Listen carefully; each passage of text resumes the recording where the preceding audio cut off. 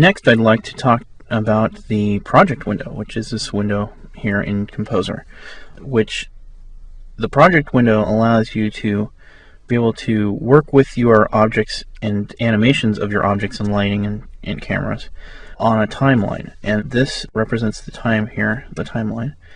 And so if I click and drag, you can see this is seconds here. It's allowing me to drag through the timeline, and it's right now set to a 10-second timeline. If I wanted to change that, it's just a matter of clicking and dragging on that little red arrow, that little kind of pinkish red arrow right there, and that drags the end point of my animation.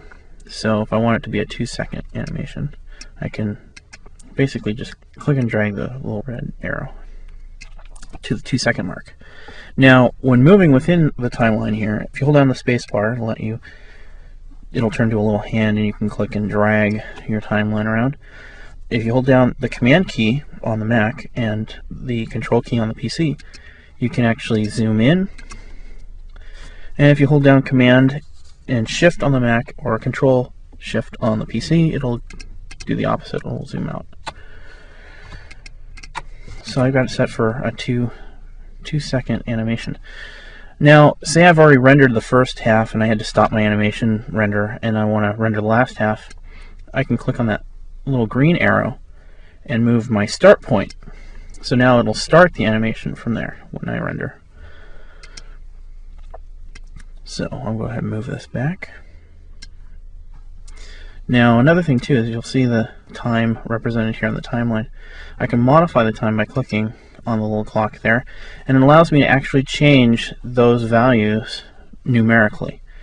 So you can see where my current time is set right there. I can actually change my start time, my end time, so that if I say, oh, well, I want my start time to be 1, it'll move that back to there. So you can numerically do it if you like.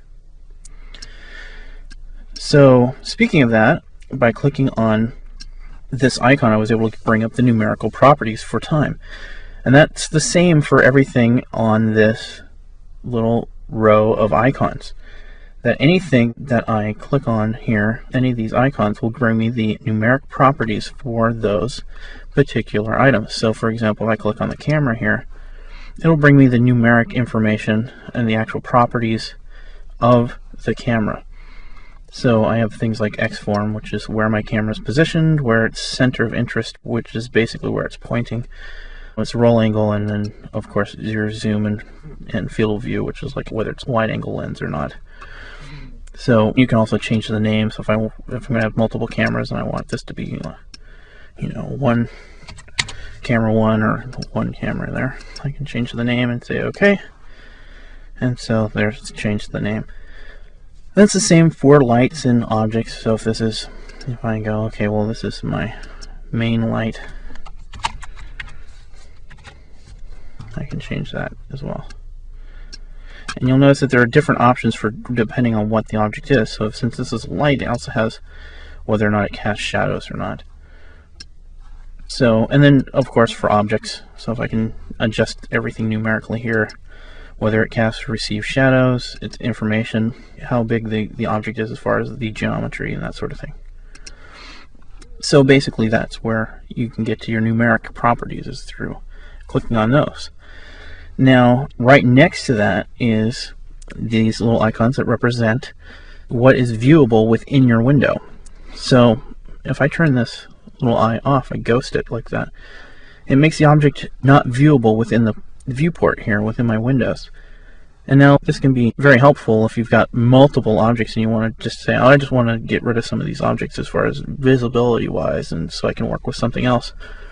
And it basically is able to get rid of that temporarily in your view. Now, the thing to keep in mind is that this particular row is just what's visible in your windows in your interface. If you hit render, it's still going to render that object. It's just not visible within your viewport. And this particular row right next to these little eye icons is another little gray ball icon. Now this is representing what will actually render. So if I were to turn this guy back on but then turn this one off, now when it renders, it won't render at all. It'll be completely invisible in the render. So for example, I'll just show you this real quick. Like, I'll keep this one turned so you don't see him in the interface here. He's not there. But if I render this, and I'll go ahead and do a quick render, then you'll see he's still rendered, even though he was not visible in my work window. You can see he's still rendered. But if I turn him on here, turn this one off, and then do the same thing, it's no longer rendering. So basically, it allows you to have control over what you're viewing in your render and what you're viewing in your actual work window. One thing to keep in mind, though, that if you turn off an object here in the render view, it will still cast shadows, it'll still reflect in other objects, and it'll still refract in other objects. And that's because the shadows, reflections, and refraction are part of the ray tracing routine of Amorphium, and it still sees the object in the ray tracer even though it's been hidden in the render. So this can work to your advantage in some ways later when I talk about using a reflection map of a hidden object as a trick to kind of create some reflection mapping. But just keep that in mind. If you have objects that you've hidden and you think, oh, it's not going to render, but you have lights with shadows casting, those objects that are hidden can still cast shadows on your scene even though they are not in the actual render. So keep that in mind when you're working with actual bitmap or raster renders using shadows and reflections and refraction. The reflection and refraction won't be an option in rendering to Flash, but your shadows, if you hide an object, it'll still render the shadow even in Flash when the object is hidden. So keep that in mind. Now you'll notice over here in the timeline area, these little square boxes that turn green when I have the timeline lined up with them. These represent your keyframes. Now there's always a keyframe on frame 0 when you first start out. Now what keyframes are is a particular recorded moment in time of a change to either an object, light, or camera, or even your world. You can have options like background options and such that are keyframed. Now it's just basically a recording of what has changed over a specific point in time.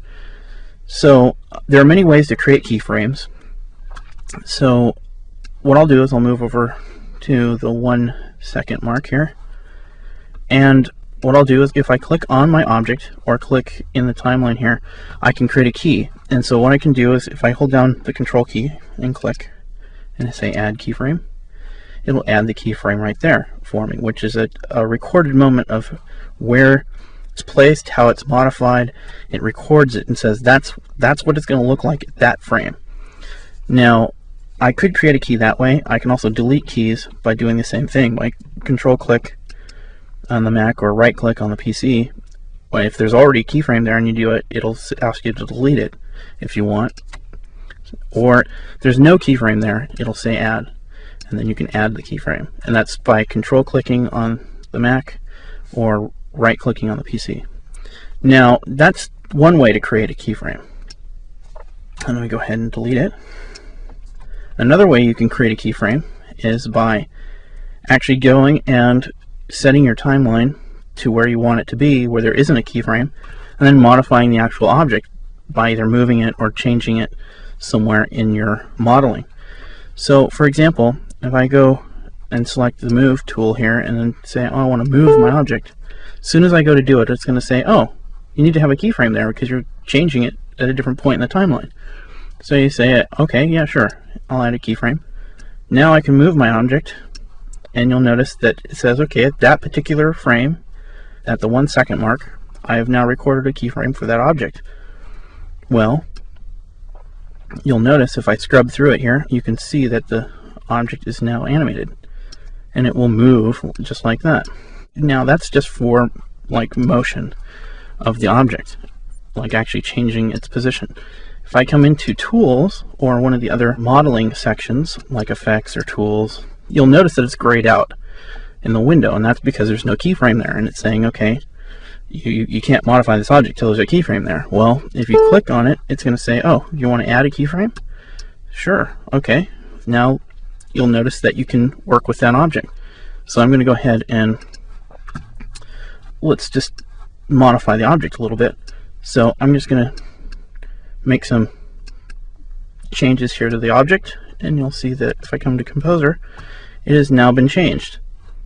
And it's got a keyframe saying, okay, that's what the position of that object, what it looks like at that frame. Well, now if I move it, you can see it change over time.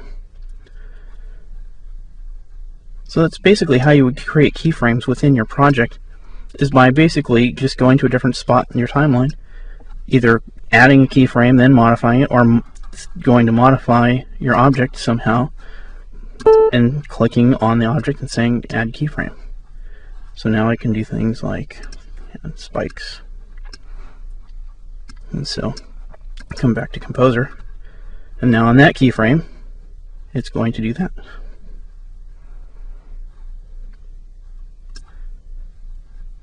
So that's basically how you would create those types of keyframes.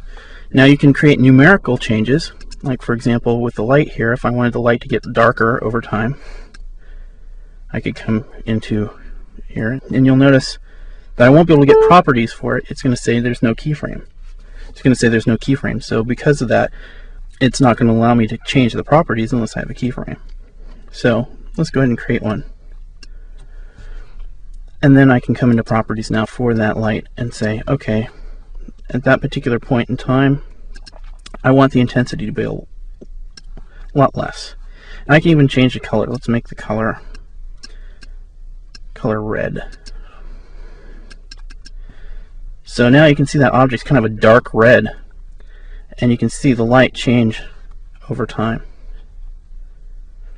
So that's basically how you would create keyframes within your project window, and how you would manipulate the project window to work with keyframes.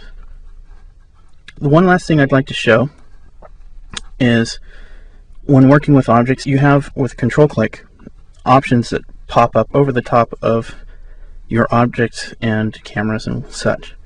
You can actually say delete keyframe from that, and it's going to delete the current keyframe that it is selected on. Or I can duplicate the object, I can ghost or hide it, go to properties. But this is another way of selecting these tools, is through this pop-up menu. And I'm going to go ahead and duplicate this object, and I'll go into parenting a little bit later in the section, but just for the sake of the project window, I'd like to show you what the way parenting looks within inside the project window. So for example, if I parent this object to this one, now I'll go ahead and you'll see that this object I have selected right here is now the parent of this object. So if I were to rotate this one, you can see it is linked to it. And the way that shows that in the project window is with a little attached arrow that you can turn down and see the child object attached. So whenever you see a little arrow like this, like a lot of times you may import an object as a 3ds file and it'll have multiple little objects attached to it. The way you would find them is by turning that little arrow and selecting it that way, or modifying, and you can have separate keyframes and animations for those objects, but they will inherit the animations of the objects that they're parented to. So you can see that it's not only moving itself, but it is also moving with the parent object. And that's basically working within the project window.